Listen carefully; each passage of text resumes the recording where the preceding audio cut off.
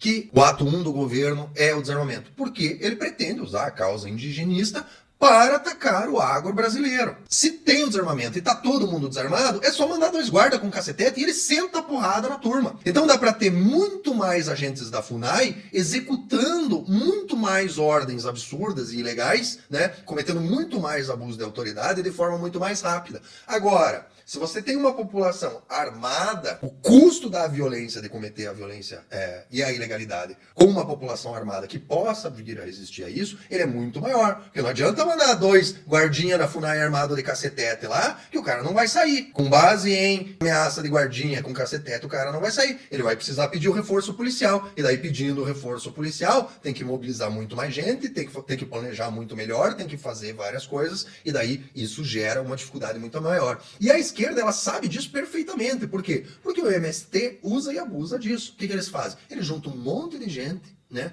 Inclusive vão armados com armas de fogo e armas brancas, certo? E daí... Então, muito boa noite, senhores. Meu nome é César Melo, sou jurista especialista em direito público, e no vídeo de hoje nós vamos comentar sobre a regulamentação do poder de polícia da FUNAI e o que isso tem a ver com o direito de acesso às armas aqui no Brasil. Então, eu peço que você curta, compartilhe, se inscreva no canal, mande esse vídeo para algum amigo seu que não está ciente dessas questões de grande importância para o direito à liberdade e à propriedade privada aqui no Brasil. E deixe nos comentários da onde que você está assistindo o César Melo e como é que você chegou até aqui. Dito isso, vamos à vinheta e seguimos com o vídeo.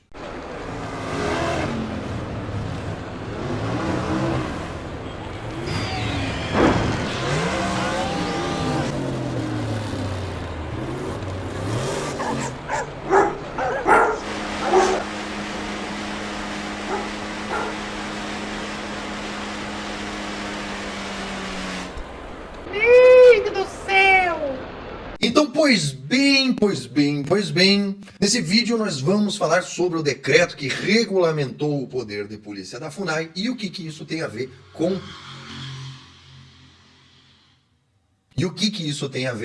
o direito de acesso às armas do Brasil, certo? Então, verificando aqui o decreto, nós verificamos que não tem nada a ver com o direito de acesso às armas, tá? Então, gente, para esse vídeo é isso e até a próxima.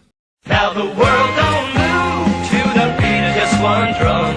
What might be right for you may not. Brincadeira. Tem a ver, vocês vão entender, tem a ver. Eu juro que tem a ver. Não parece, mas tem tudo a ver. Então vamos lá, eu vou explicar para vocês. Então o que acontece, vamos pôr a notícia aqui do próprio site do STF, né? STF exige regulamentação do poder de polícia da FUNAI até janeiro de 2025. O presidente do STF, Barroso, ressalta a importância da medida para a proteção do direito dos povos indígenas, pipipi, popopó, certo? E daí, a partir desse, obviamente que isso é uma jogadinha ensaiada do Lula com o STF, né? A partir dessa decisão do STF, nós tivemos aqui a publicação desse decreto, né? Que ele diz o seguinte, decreto 12373, regulamenta o exercício do poder de polícia, tá? Já tem um erro claro aí, um erro conceitual, que é o seguinte, poder de polícia é um conceito jurídico, certo? E a regulamentação, especialmente uma regulamentação que gera situações onde esse órgão passa a ter poder de restringir direitos, e como vocês vão ver aí, tem inclusive poder de destruir objetos, teria que ter uma lei específica definindo isso, né? Ou uma lei específica que determinasse ao Poder Executivo essa regulamentação, tá? Que no presente caso, prima facie, não existe. Isso porque essa lei aqui, ela simplesmente permitiu criar a Fundação FUNAI, né? Essa lei aqui, que é o Estatuto do Índio, ele sequer cita a FUNAI, certo? Então não está regulamentando essa lei. E essa lei aqui, ela regulamenta a demarcação de terras, certo? Essa lei aqui até cita a FUNAI, mas cita em pontos específicos. Para haver um decreto regulamentar, teria que ter uma lei dizendo a FUNAI terá poder de polícia a ser regulamentado por ato do Poder Executivo.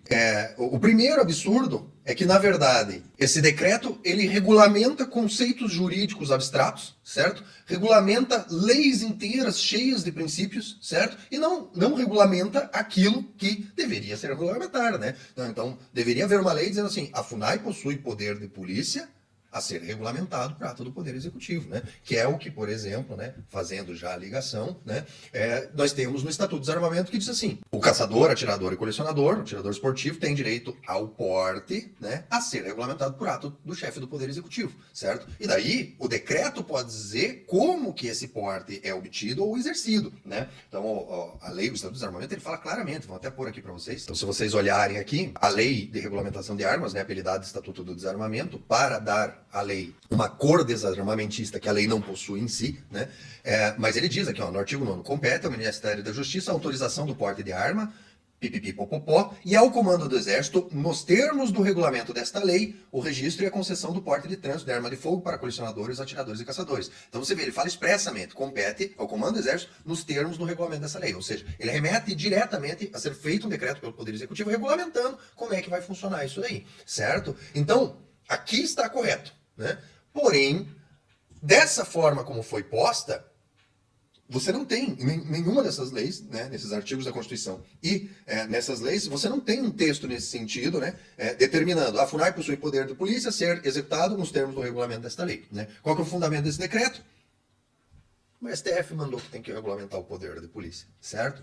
E aí é que vem o grande ponto, né? Se você for olhar aqui, você vai ver... E qual que é o conceito de poder de polícia? Começar. O poder de polícia é o poder que um agente público tem de limitar a liberdade do cidadão, interferir na liberdade do cidadão. E é por isso que as pessoas só podem ser obrigadas a fazer ou deixar de fazer, se não em virtude de lei. Então tem que ter uma lei dando esse poder, e a lei pode daí outorgar ao executivo detalhar esse exercício desse poder de polícia, certo?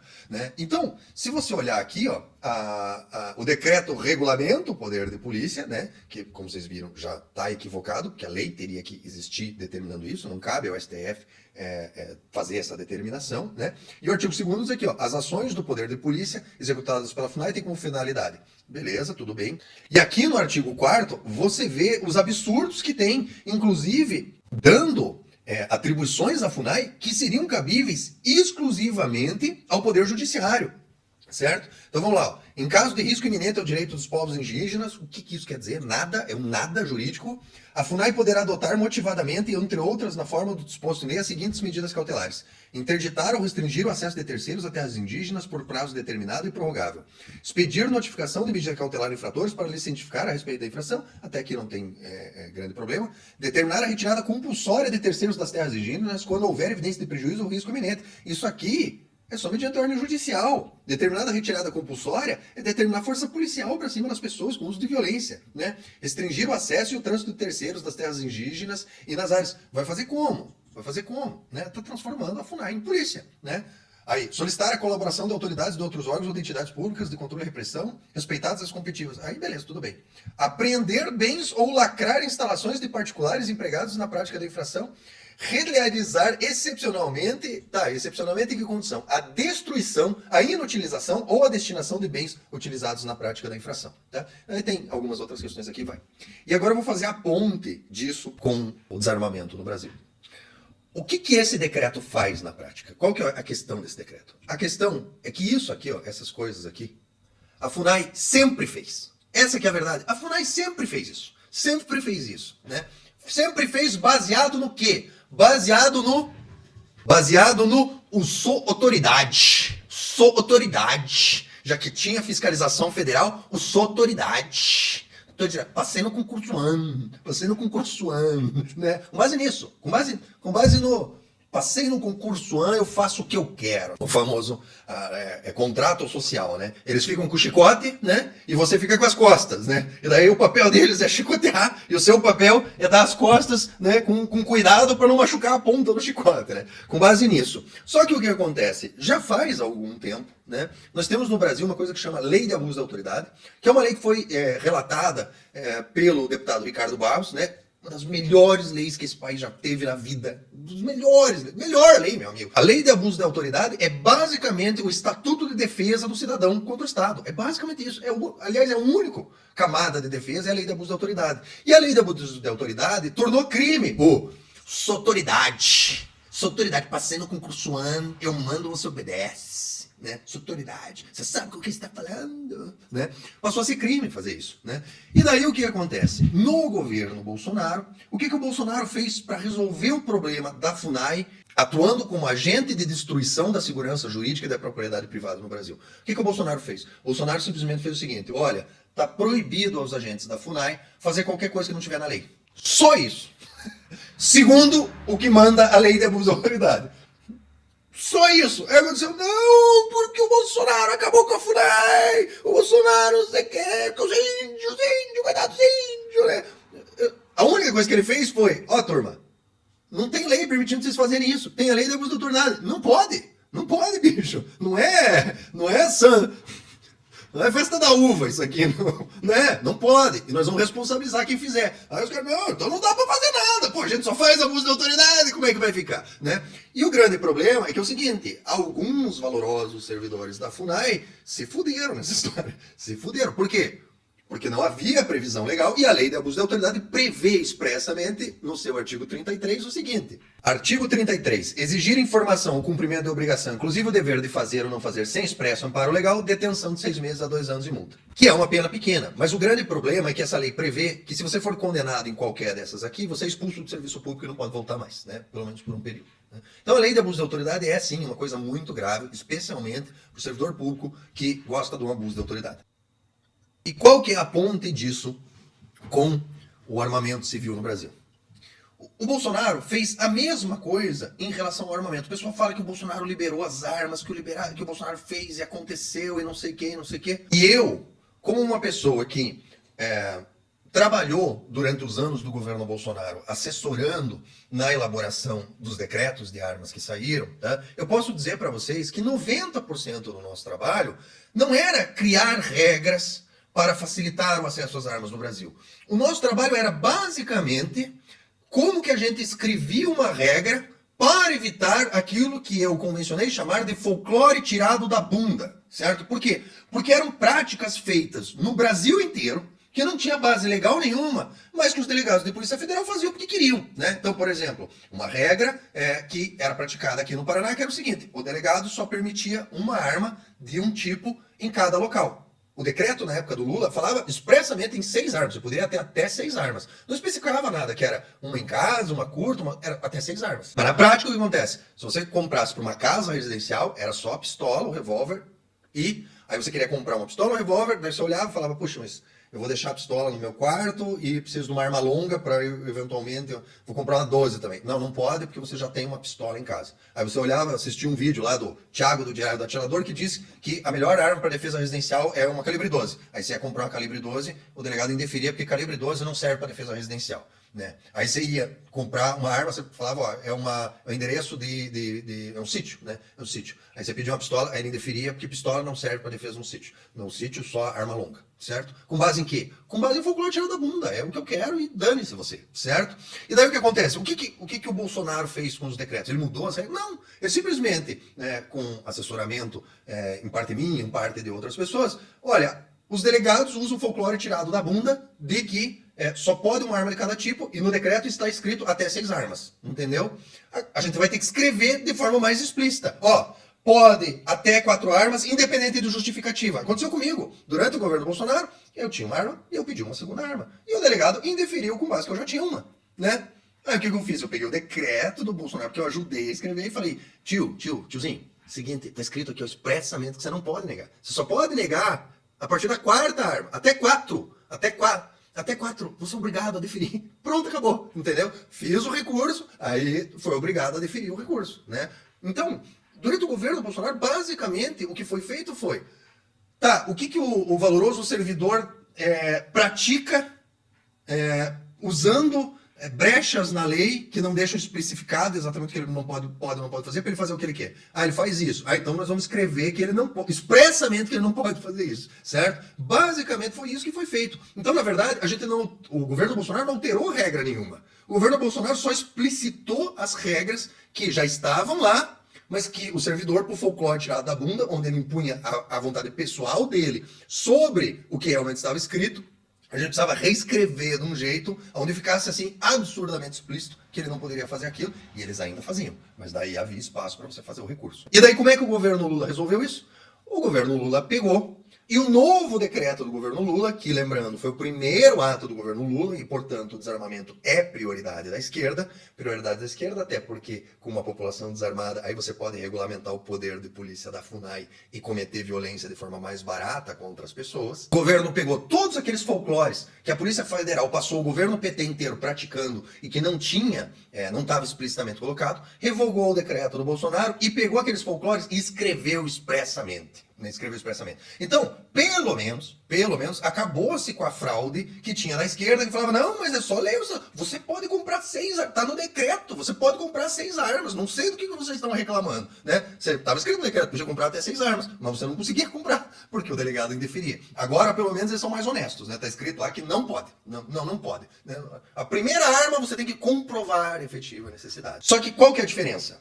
Na Lei 10.826, apelidada de Estatuto de Desarmamento, todos esses itens está escrito na lei, de acordo com regulamentação por parte do Poder Executivo. Então a Lei 10.826, ela atribui expressamente ao Poder Executivo fazer esses decretos. Então esses decretos, eles acabam sendo legais. Muito, esse decreto do Lula, ele se excede em algumas coisas, certo? Mas ele tem uma presunção de legalidade. Agora, no caso da FUNAI, não tem nada. Não tem nenhuma lei dizendo a FUNAI tem poder de polícia na forma do regulamento do Poder Executivo. Não tem. Então, o que eles fizeram? Como a lei não dá o direito de fazer o poder regulamentar, eles fizeram uma jogadinha ensaiada com o STF, para o STF mandar ele fazer o decreto, um decreto que ele já queria fazer, e daí, usando esse truque retórico, o que eles fizeram? Eles botaram no artigo 4º tudo aquilo que a FUNAI sempre fez. Sempre fez. Você que é da área rural, que conhece, né, lida com a FUNAI, eles sempre fizeram isso aqui. Sempre foi assim. Só que o que acontece? A partir da lei do abuso de autoridade, você tinha como combater isso, e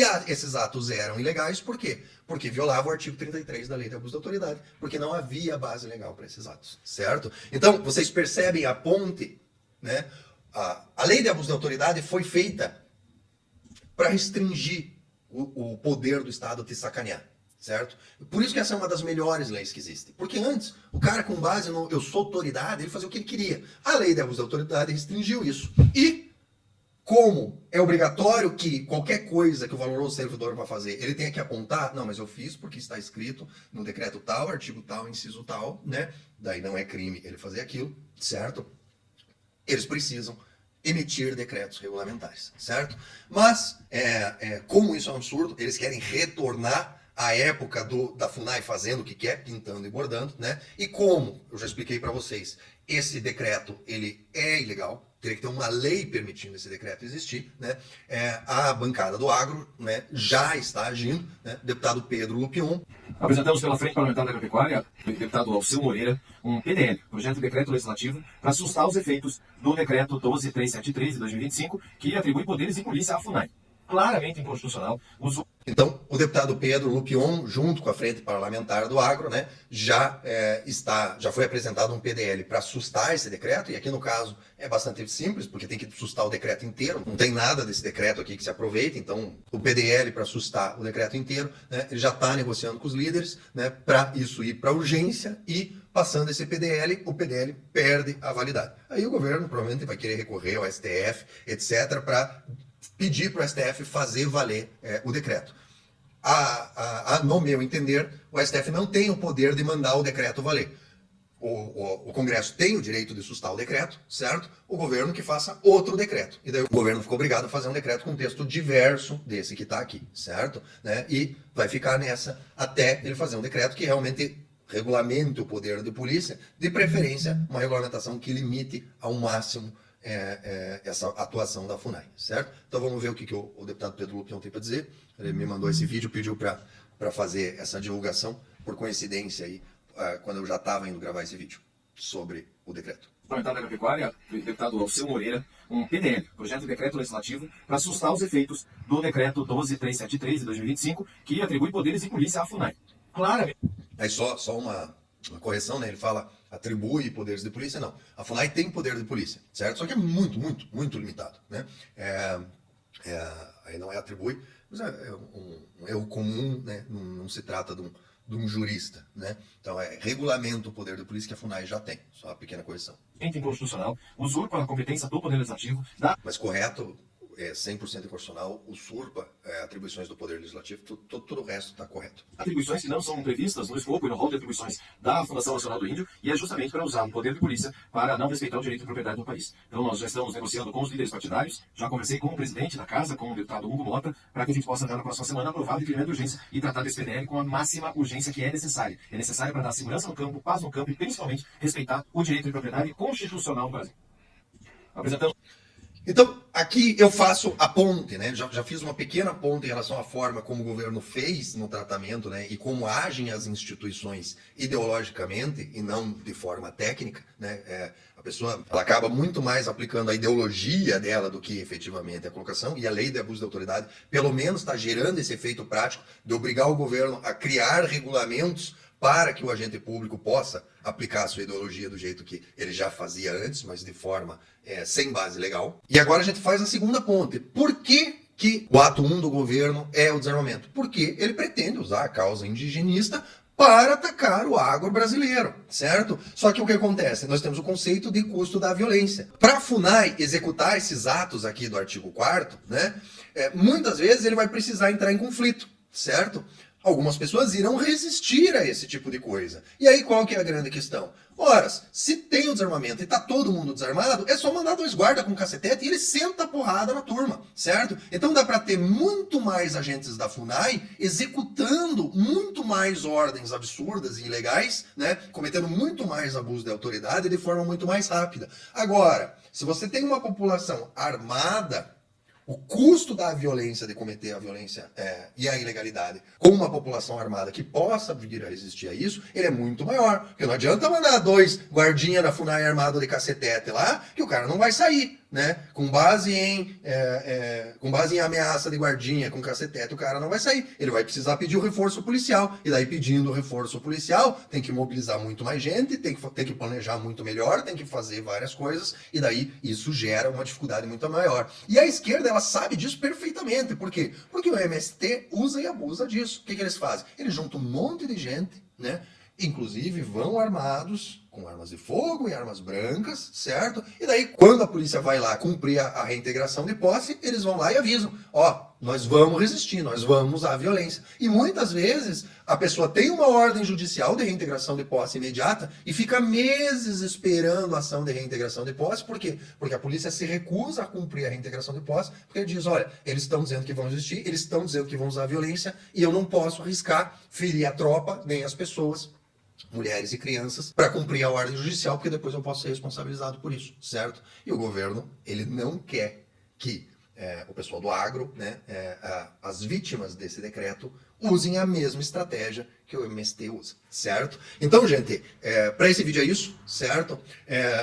Para esclarecer esse padrão de comportamento, né, que os governos de esquerda utilizam, para demonstrar a minha tese do custo da violência na prática, né, e demonstrar a importância de algumas iniciativas, né, que, inclusive a direita, né, acusa de serem leis ruins, né, manipulados pelos isentões e pela esquerda, né. Eu fui o primeiro, e talvez seja um dos poucos, a falar que a lei de abuso de autoridade era uma lei ótima, maravilhosa, porque a direita inteira entrou no bonde da a lei de abuso de autoridade é para defender bandido, quem não deve não teme, bando idiota. Entraram nesse bonde aí, quase conseguiram impedir essa lei de passar. E agora a lei de abuso de autoridade é uma das poucas leis que inclusive atrasa a retomada ditatorial do governo Lula. Por quê? Porque eles entraram no governo, tentaram botar a FUNAI para fazer aquilo que eles estavam acostumados a fazer no governo do PT, e o pessoal da FUNAI falou: não dá,